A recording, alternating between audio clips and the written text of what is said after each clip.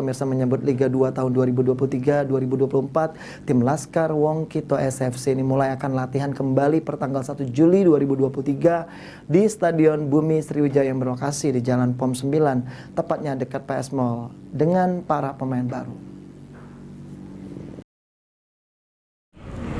Guna mengarungi musim kompetisi Liga 2 2023-2024, tim Laskar Wongkito Sriwijaya FC akan latihan di kandang baru, yakni di Stadion Bumi Sriwijaya yang berlokasi di Jalan POM 9, tepatnya dekat Palembang Square Mall, dengan pemain baru yang sudah disiapkan oleh pelatih baru Sriwijaya FC, Muhammad Yusuf Prasetyo atau yang akrab disapa Yoyo.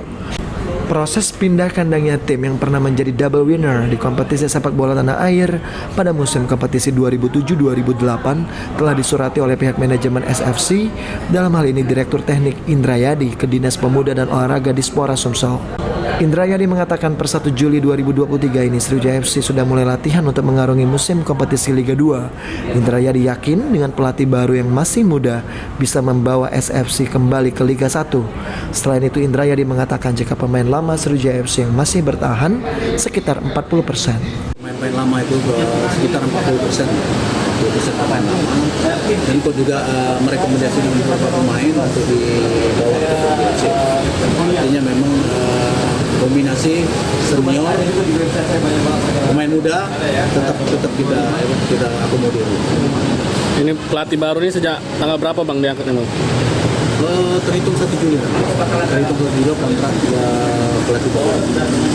Bang, kalau untuk dominasi pemain muda dengan dibandingin pemain senior berapa persen Bang?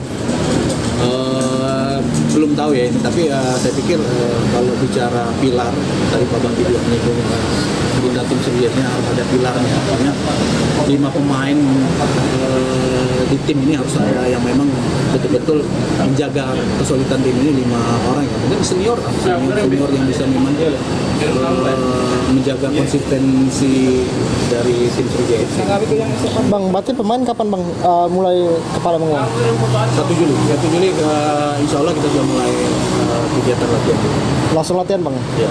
Berarti mulai datang ke Palembang di akhir Juni Bang ya? Ya, kita harapkan mungkin kalau pemain dari luar.